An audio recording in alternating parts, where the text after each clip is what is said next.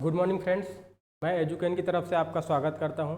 जैसा कि आप सभी जानते हैं कि छत्तीसगढ़ एसआई का मेंस का सिलेबस आ चुका है, तो आज हम उसके पाठ्यक्रम पर आधारित हिंदी भाषा का अध्ययन चालू करने वाले हैं। और यह जो हमारी संस्था है एजुकेन, यह बेसिकली राजनांदगांव में स्थित है और ये छत्तीसगढ़ पीएससी और अन्य राज्य के एग्ज़ामों की तैयारियां करवाती है। तो आप हमसे जुड़ सकते हैं और अपनी तैयारियों को एक नई दिशा दे सकते हैं। तो चलिए आज हम शुरू करते हैं हिंदी भाषा की क्लास।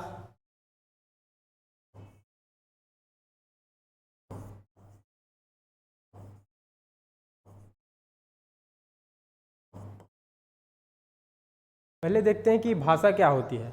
भाषा जो है संस्कृत के भाष शब्द से बनी है, जिसका अर्थ होता है बोलना।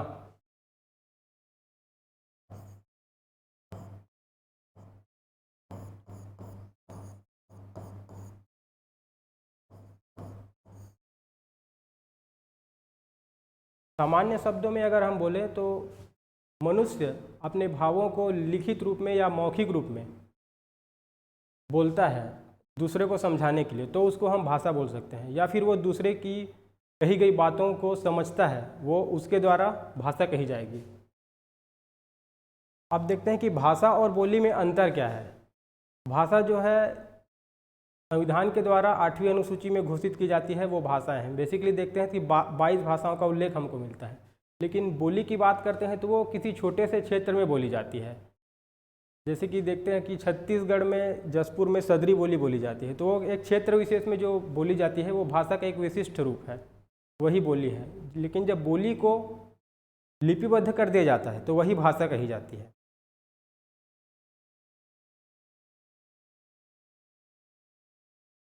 पूर्व में आदि मानव जो थे वो संकेतों का प्रयोग करते थे अपनी भावों को स्पष्ट करने के लिए, जो कि काफ़ी कठिन था और जटिल विधि थी अपने भावों को व्यक्त करने के लिए। और पूरी बातों को सिर्फ संकेतों के माध्यम से समझा पाना बहुत कठिन कार्य था। तो उन्होंने कुछ वर्णों का उच्चारण करना शुरू किया, फिर उसको उस ध्वनियों को शब्द के रूप में पिरोए, जो आगे चलकर ही भाषा का रूप में बन गई। ठीक है, तो हम देखते हैं कि भाषा की सबसे छोटी इकाई होती है वर्ण। हम वर्ण से ही चालू करते हैं।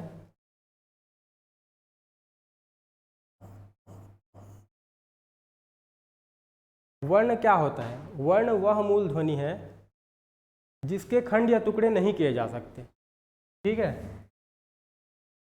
जिसके खंड या टुकड़े नहीं किए जा सकते।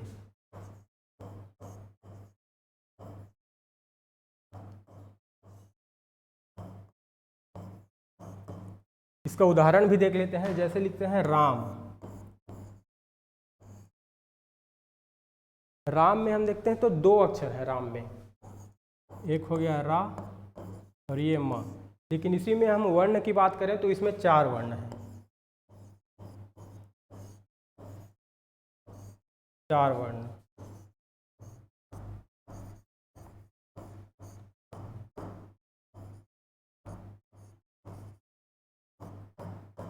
ठीक है, तो यहाँ से देखने के आपको यहाँ इसको देख के आपको खुद समझ आ गया होगा कि इसके टुकड़े करना और संभव है ही नहीं, तो यही वर्ण कहा जाएगा। और देखते हैं तो ये वर्ण जो होती है वो भाषा की सबसे छोटी इकाई होती है। भाषा की सबसे छोटी इकाई होती है वर्ण।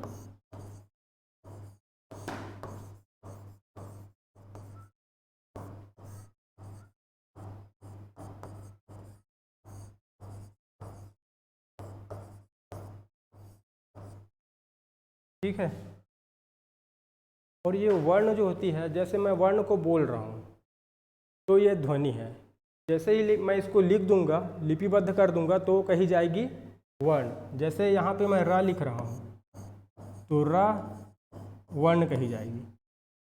मैं बोलूँगा तो यही ध्वनि कही जाएगी। ठीक है,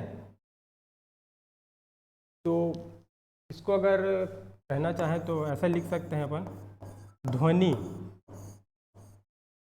ध्वनि है वर्ण का उच्चरित रूप, वर्ण का उच्चरित रूप।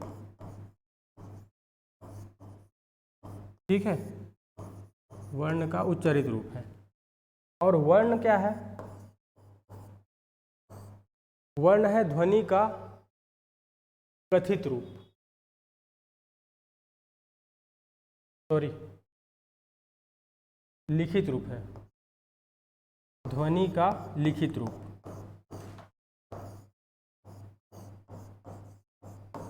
वर्ण जो है ध्वनि का लिखित रूप है। तो यहाँ देखने वाली बात यह आती है कि अगर वर्ण जो है भाषा की सबसे छोटी इकाई है तो भाषा की सबसे बड़ी इकाई क्या है? तो बड़ी इकाई भी देख लेते हैं।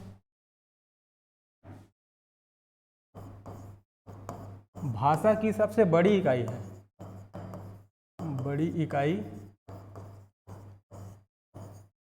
वाक्य। ठीक है। अब भाषा की जो इकाइयाँ होती हैं उसको भी क्रमबद्ध किया जा सकता है। जो पेपर में पूछा जा सकता है कि भाषा की इकाइयों का क्रम निर्धारित कीजिए, उसको सुव्यवस्थित कीजिए। तो उसको देख लेते हैं हम कि भाषा की कौन कौन सी इकाइयाँ हैं। पहले आती है वाक्य, ये भाषा की सबसे बड़ी इकाई होगी। वाक्य के बाद आती है उपवाक्य, ये जो होती है वाक्य से छोटी इकाई हो गई उपवाक्य। उपवाक्य से भी छोटी इकाई होती है पदबंध।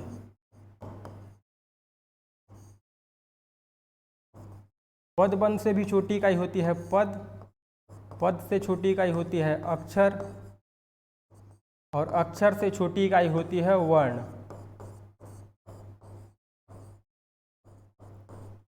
और ध्वनि। तो इतना देख के आप समझ गए होंगे। इसको बढ़ते क्रम में या घटते क्रम में भी पूछा जा सकता है। अगर बढ़ते क्रम में बोलेगा तो ऐसे लिख सकते हैं, घटते क्रम में जैसे बोल रहा है तो ऐसे लिखेंगे, क्योंकि सबसे छोटी इकाई है आपकी वर्ण, सबसे बड़ी इकाई है वाक्य।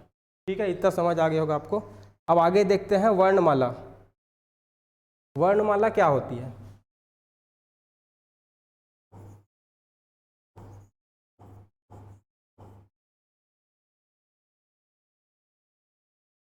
वर्णमाला है वर्णों का समूह। बेसिकली होता है वर्णों का समूह जिसमें स्वर, व्यंजन, अयोगवाह और संयुक्त व्यंजन आदि आते हैं। तो इसकी कुल संख्या होती है 52। अब वर्णमाला के अंदर जो 52 वर्ण जो आ रहे हैं वो कौन कौन से ऐसे वर्ण हैं वो यहाँ पे देख लेते हैं। इसमें आता है स्वर। अब स्वर होता क्या है? स्वर जो है स्वतंत्र रूप से बोले जाने वाले वर्ण, इसके लिए किसी अन्य वर्ण की आवश्यकता नहीं होती। ठीक है, तो ये स्वर, इसकी संख्या होती है 11। इसके बाद आता है व्यंजन। व्यंजन क्या होता है? व्यंजन स्वर की सहायता से बोले जाते हैं।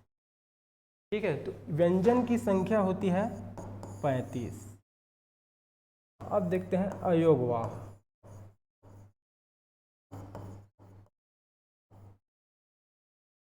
इसकी संख्या होती है 2। अयोगवाह में देखते हैं तो सिर्फ इसमें आता है अम और अह, ये 2 ऐसे वर्ण हैं। ये ना तो स्वर हैं और ना ही व्यंजन, इसलिए इसको अलग वर्गीकृत किया गया है। इसको स्वर की सहायता से बोले जा सकते हैं। और एक आता है इसमें, लास्ट आता है इसका संयुक्त व्यंजन। संयुक्त व्यंजन, इसकी संख्या होती है 4। इसमें आता है आपका अक्ष, त्र, ज्ञ और स्र। ये स्वतंत्र रूप से तो नहीं बने गए हैं, सॉरी, ये स्वतंत्र रूप से नहीं बने हैं, इसलिए इसको यहाँ पर संयुक्त व्यंजन कहा जा रहा है।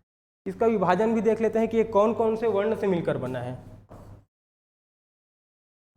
ये बना है क और स से। अक्षा जो बना है क और स से। त्र जो बना है त और र। ठीक है, अब ये देखते हैं ज्ञ। ये बना है ज और य से। और लास्ट आता है स्र, स और र से। तो इसको पूर्णतः याद करना आपको लिए आवश्यक हो जाता है, क्योंकि कई एग्जाम्स में ये ऐसे प्रश्न पूछे जा चुके हैं कि जो संयुक्त व्यंजन छ किससे बना है, त्र किससे बना है, ज्ञ किससे बना है और स्र किससे बना है। ठीक है, तो इसके बाद हम देखते हैं कि वर्णमाला में जो स्वर व्यंजन, अयोगवाह, संयुक्त व्यंजन है, ये कौन कौन से हैं, इसके बारे में हम ब्रीफ में जानेंगे। ठीक है, तो चलिए चलते हैं आगे। वर्णमाला में पहले आता है स्वर। स्वर को तो आप जानते हैं कि इसकी संख्या 11 है, तो इसमें कौन कौन से ऐसे 11 हैं वो देखते हैं। पहले आएगा आपका अ, फिर आएगा आ, ठीक है, आ, ई, फिर आएगा ऊ, फिर बड़ा ऊ आ जाएगा, ए, फिर री, जो ऋषि बोलते हैं ना वही, उसके बाद आएगा ओ और औ। ये ऐसे 11 जो हैं वर्ण, ये सब स्वर हैं, ये स्वतंत्र रूप से बोले जाते हैं, इसके लिए किसी अन्य वर्ण की सहायता की जरूरत नहीं होती। अब देखते हैं व्यंजन। व्यंजन के अंदर भी विभाजन हमको देखने को मिलता है। इसमें आएगा स्पर्श व्यंजन, इसमें आता है आपका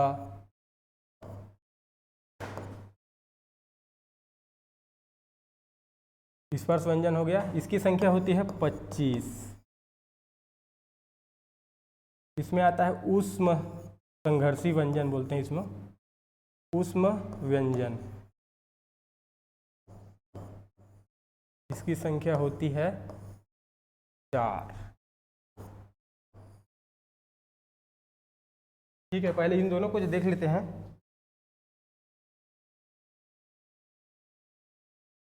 स्पर्श व्यंजन,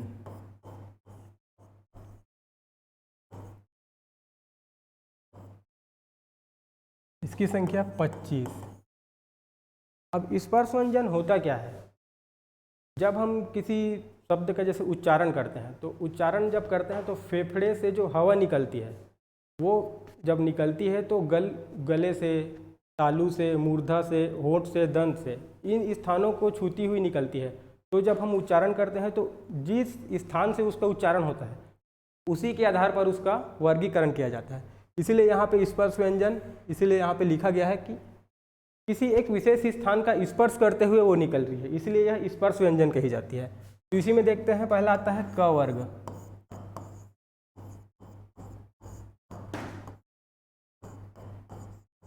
क, ख, ग, घ और अंग। ठीक है, अब आता है च वर्ग।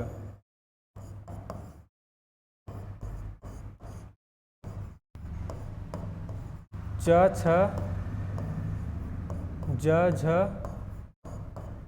और य।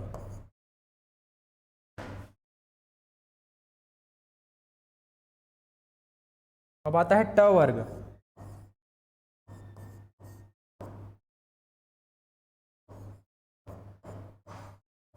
ट, ठ, ड, ढ, अण, ड,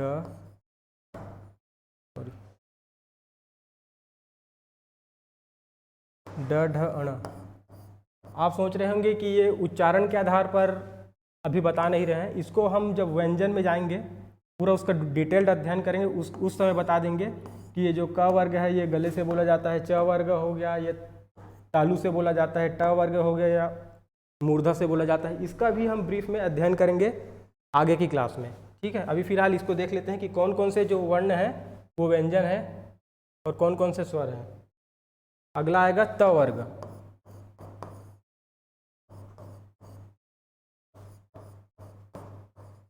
त, थ, द, ध, न। ठीक है, ये आप देख लिए 4, ये टोटल हो रहा है 20। एक और बचा हुआ है प वर्ग।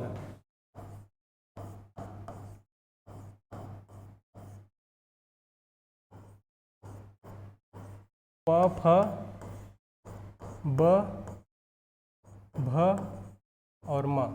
ये इस प्रकार टोटल हमारा हो जाएगा 25। क वर्ग, च वर्ग, ट वर्ग, त वर्ग और प वर्ग, ये पांचों मिलाकर हो जा रहा है अपना 25। अब अगला देखते हैं अंतःस्थ व्यंजन। अंतःस्थ व्यंजन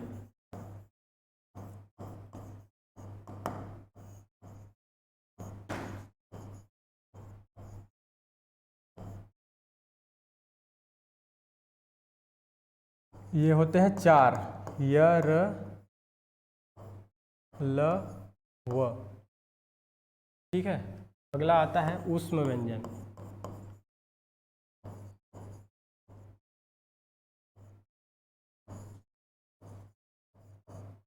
स, स और ह। अब इसमें आता है द्विगुण व्यंजन। द्विगुण,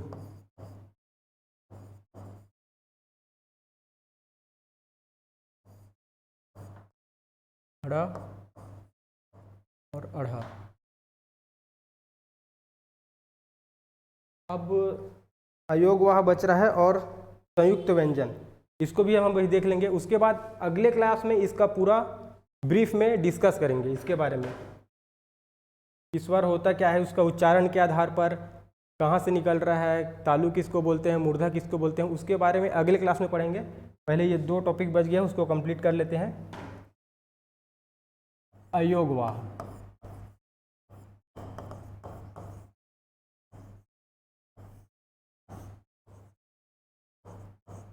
अम, अह। ठीक है। और संयुक्त व्यंजन तो वहाँ पे बता दिया था, फिर भी लिख देता हूँ यहाँ पे संयुक्त व्यंजन।